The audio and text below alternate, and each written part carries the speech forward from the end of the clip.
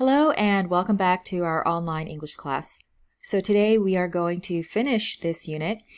We are moving fast and as I mentioned at the very beginning of all of these video lessons, we have to move fast because we need to finish the semester by the end of June as originally scheduled. Actually, I think our last day is June 17th. That's the last day of class. So we need to complete all of the lessons by June 10th, actually, because I believe we need to take a test or something to help us wrap up the semester. So all the lessons need to be completed by the second week of June. And again, I know it's really hard. It's hard for me. It's hard for you. But let's just do our best and try to complete everything by then. So again, there will be 2 videos per week. And it should be a little easier to follow along now because we are using this new format. So I hope you are able to enjoy the lessons a little bit more. Okay, so we're going to do lesson E, writing. So it says here in exercise 1, list some reasons people should or shouldn't shop online. So this is just going to be an individual activity, and I want you to go ahead and take some time to list some of the reasons. So let's take a look at the examples.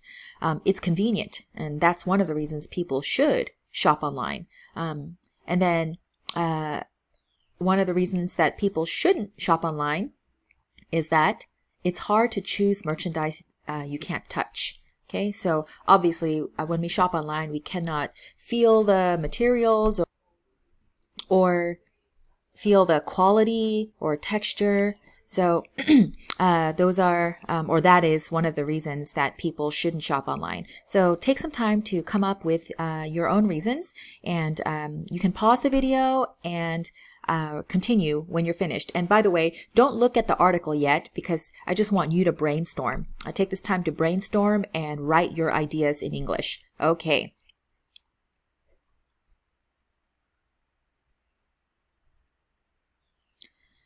Okay. So now we are going to take a look at the article. So the title is Reasons You Shouldn't Shop Online. Okay, so let's read this together. You can follow along as I read. In fact, let me zoom in a little bit so it's easier to follow along. Or again, you can just look at your book. Okay, so here we go. There are some good reasons you shouldn't shop online. First, it's hard to choose merchandise that you can't touch. For example, a piece of jewelry might look very good on the computer screen, but after you buy it and look at it closely, you may find that it's very ugly and poorly made. Furthermore, shopping online is slow. It may take several days to receive the merchandise. If you are not satisfied, it may take weeks to exchange the merchandise or get your money back. Finally, shopping online can be dangerous. People can steal your credit card number and use it to buy expensive items. An irresponsible seller can take your money and never send you the merchandise. I'm going to do my shopping in stores. Okay, so of course this is the opinion of the author who wrote this, and there are many good reasons that you should shop online, and you'll see that activity on the next page. But we want to practice using transition words such as first, second, next, furthermore, moreover, and finally to signal a list of reasons in a paragraph. So this is good for improving your writing. And a lot of your students, especially if they are in like 3rd, 4th, and 5th grades, they are learning transition words and how to make your writing better than just saying next, next, next, next, or not using any transition words. So these are helpful, especially for more academic writing. Okay, so let's move on to the next page.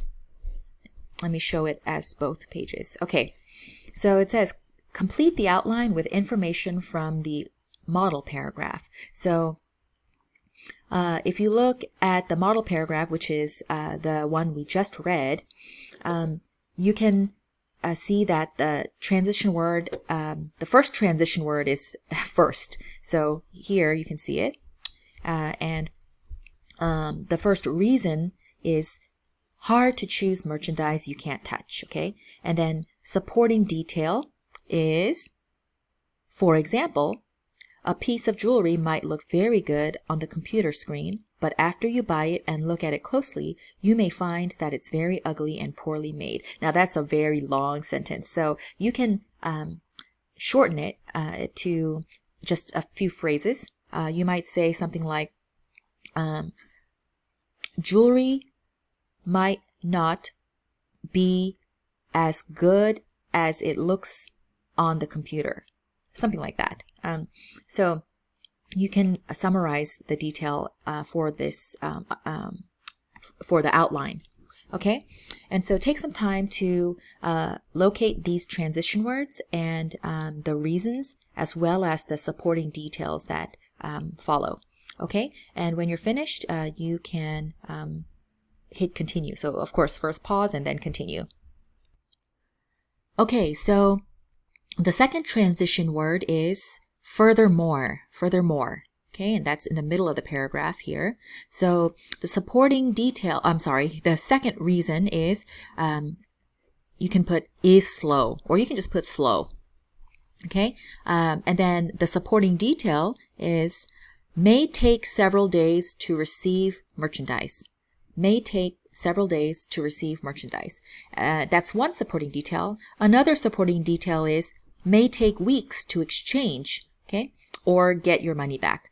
May take weeks to exchange or get your money back. And you can say exchange merchandise as well. So as I mentioned, you can just take out some of the words like and the and it, and just shorten the sentence into a phrase. Okay, so the third transition word is here, finally. Okay, so you can put finally here, and the reason is can be dangerous. Okay, can be dangerous. And then supporting detail is people can steal your credit card and use it. Okay, people can steal your credit card and use it. And then another supporting detail is seller can take your money and never send you the merchandise. Okay, seller can take your money and never send you the merchandise.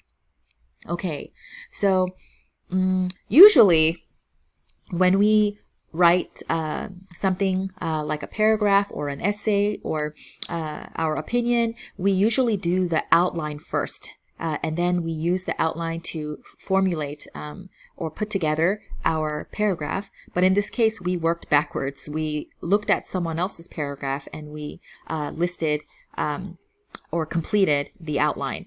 But if you look at exercise D, it says plan a paragraph about why you should shop online. Think of 2 or more reasons and 1 or more supporting details for each reason, just like you see here. Make notes about your ideas in an outline like the one in exercise 1C. Okay, so this is what I was telling you about. We normally do the outline first, okay? And then as you can see, exercise 2 says write. So write a paragraph about why you should shop online. And of course, you're going to use the outline you made. And it says give at least 2 reasons and 1 supporting detail for each reason, and use transition words, okay, to signal your list of reasons. So again, you can see these transition words at the bottom of the page, right before, so at the bottom of page 92. Okay, so just as you write, or after you write, you can look at this checklist. And it says, I wrote 2 or more reasons to shop online. Number 2, I gave 1 or more supporting details for each reason. And number 3, I used transition words like first, furthermore, and finally to signal my list of reasons. Okay, so this activity I want you to do now would be better, but of course I understand you might not have time to write a whole paragraph right now, but try to do this activity sometime this week. Okay,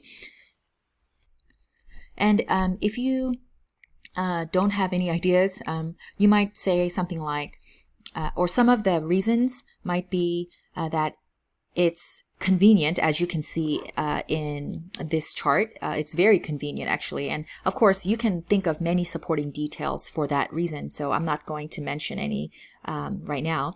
And you could also say that shopping online allows you to try clothes from other countries, actually.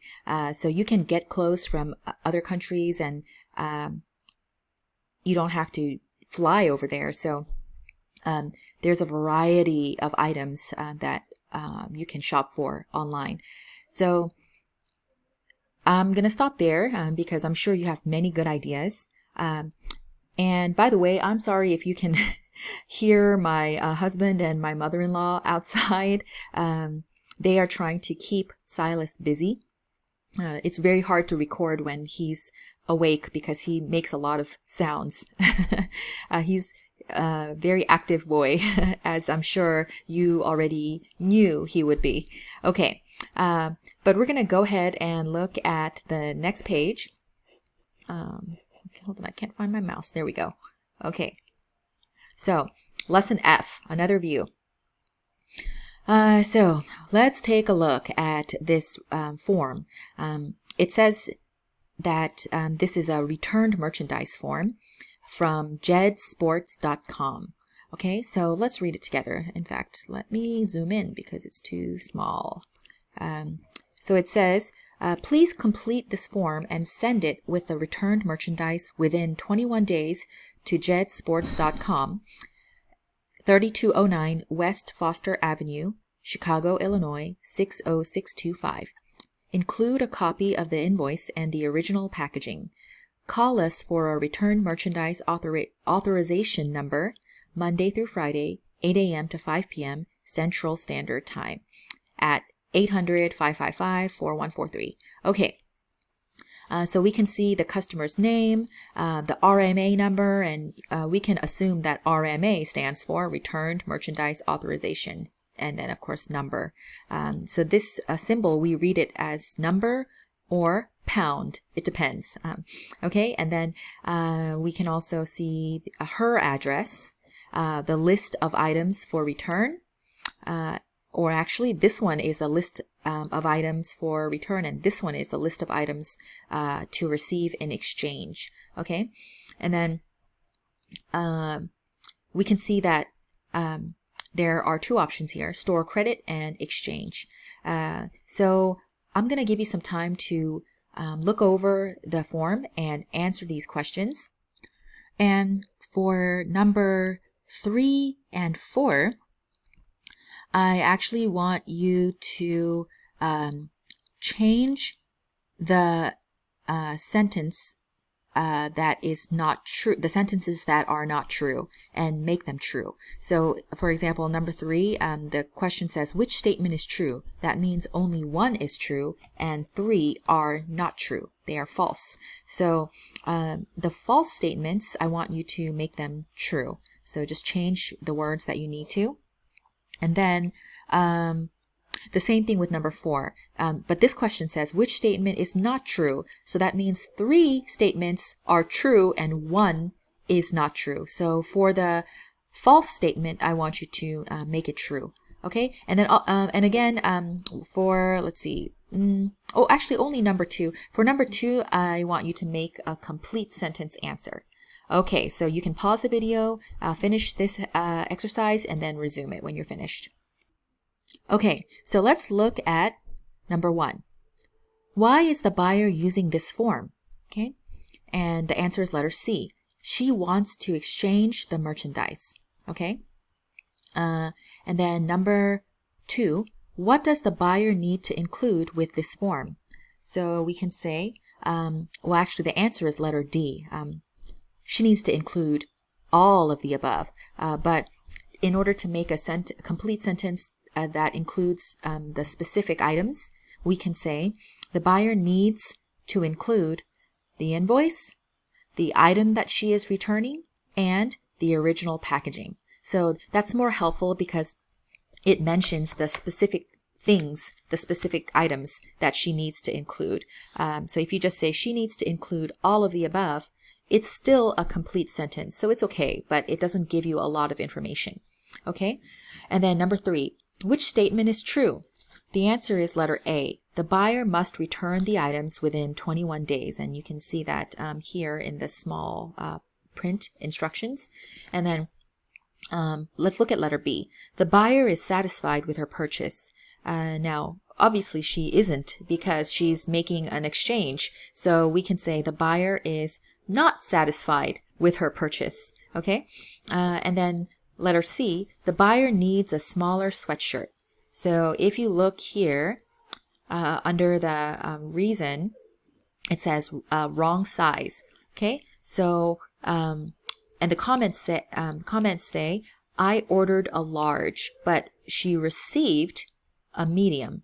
Okay? So what we can say is the buyer needs a larger sweatshirt. Okay? A larger sweatshirt. And then letter D, the buyer lives in New Jersey. And as we can see, that is not true. The buyer lives in Florida, the state of Florida. Okay? And then number 4, which statement is not true? The answer is letter C. The merchandise was defective. And as we can see, the reason says wrong size, not defective. So we can say the merchandise was the wrong size. The merchandise was the wrong size. Okay, and then the other sentences are true, so we don't need to change those. Okay,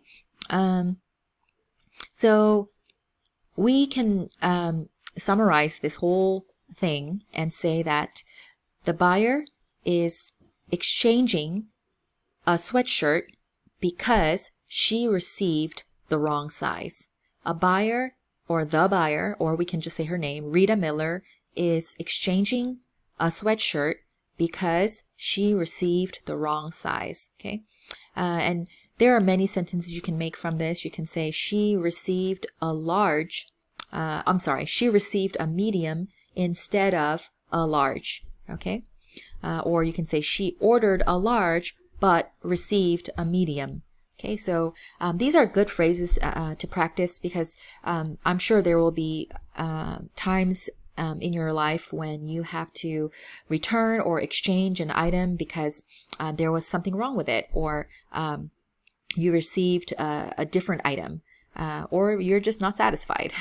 So this is good life skills reading. Actually, it says that here, life skills. It's good life skills reading, good life skills practice. Okay, so let's take a look at exercise B. It says, Catherine lives in an apartment building where all the mailboxes are just inside the main door. The mail carrier usually leaves packages on the floor beside the mailboxes. Recently, Catherine ordered a soccer uniform from jetsports.com. She never received her package, even though the store says that the package was delivered a few days ago. What should she do? Okay, so take a few moments to write some sentences or verbally practice and think about some things that she could do or something that she should do. Okay, and of course, pause the video and resume when you're finished. Okay, so the best answer is probably that she should talk to the building manager, because maybe the building manager took the package into his office to keep it safe. So she should ask the building manager, or she should talk to the building manager first. Now, if the building manager doesn't have the package, then that's not a good sign, but she could try contacting Jet Sports and letting them know the problem, and maybe they might send her another one, because it's not her fault, but it's not their fault either. So she could ask them and hope for the best. Now, a good tip is to check. So actually, we could say next time she should check to see if there is a place where she can write the delivery instructions. So she should write delivery instructions when she places the order. So for example, you might see a box where you can type in, please leave the package in the back, or please knock and let me know that the package has arrived. Something like that, so that the person who's delivering the package knows not to just leave it at the front door. That's another option. Now these days, of course, delivery has become very advanced, and you sometimes get a notification immediately when the package has arrived, because the person who delivers the mail checks off a box on their phone, probably, that confirms that the mail was delivered. So everything's super fast these days, but still, it's good to check and make sure that your packages are being delivered exactly how you want them to be delivered. And you also have to be careful, even if it's your own house, because there are a lot of package thieves these days as well. So they'll steal the packages that are sitting on your front porch. Okay. And another thing she could do is Catherine could ask her building manager to install a camera so they can make sure people don't steal things. Okay, so we're going to go ahead and go to our next page, but you can go to part 2 of this video, part 2.